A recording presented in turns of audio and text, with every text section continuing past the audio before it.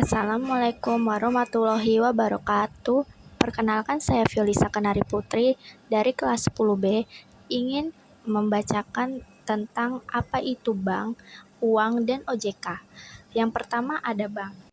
Bank menurut Undang-Undang Negara Republik Indonesia Nomor 1 Tahun 1998, bank adalah badan usaha yang menghimpun dana dari masyarakat dalam bentuk simpanan dan menyalurkan kembali ke masyarakat. Pengertian lembaga jasa uang. Terdapat dua jenis lembaga jasa keuangan dalam perekonomian Indonesia, yaitu lembaga jasa keuangan bank dan lembaga jasa keuangan non-bank. Jenis bank berdasarkan kegiatan dibagi menjadi 5, yaitu bank sentral, bank umum, bank syariah, bank perkreditan rakyat. Jenis-jenis bank berdasarkan kepemilikan dibagi menjadi 2, yaitu bank pemerintah dan bank swasta. Berikut wewenang Bank Indonesia. 1. Mengelola cadangan devisa untuk memenuhi kewajiban luar negeri.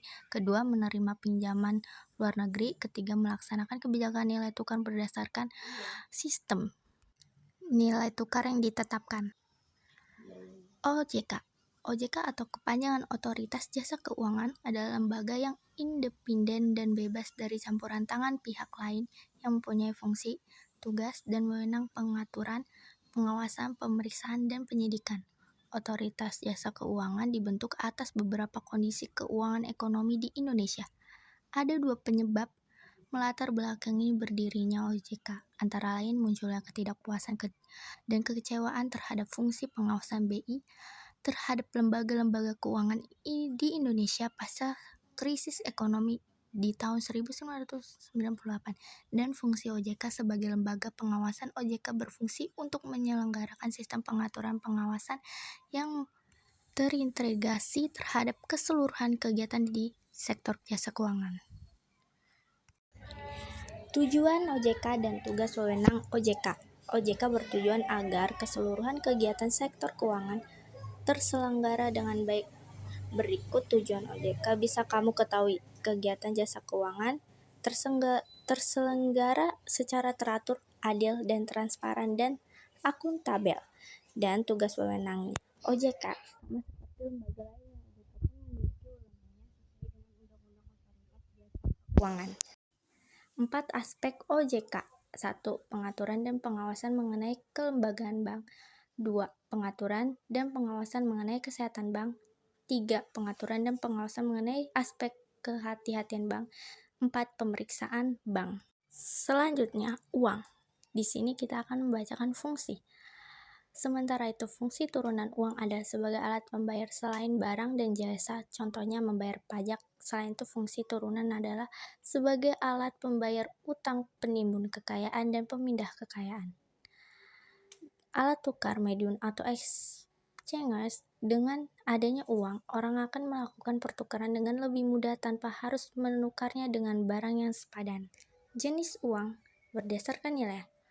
Full golden money bernilai penuh adalah ketika nilai intrinsiknya dan nilai nominalnya sama, contohnya emas dan perak. Kedua, representative money dan fiat money adalah ketika nilai intrinsik lebih kecil dibandingkan nilai nominal, contoh uang kertas. Jenis uang berdasarkan lembaga yang menerbitkan uang. Uang kartal adalah uang yang diterbitkan langsung oleh Bank Indonesia, dijamin oleh undang-undang. Uang giral ada uang yang dibuat oleh umum, contohnya cek, giro, kartu ATM, dan mobil banking. Jenis uang berdasarkan bahan. Uang kertas adalah jenis uang yang dibuat dari kertas. Uang logam adalah jenis uang yang terbuat dari perak.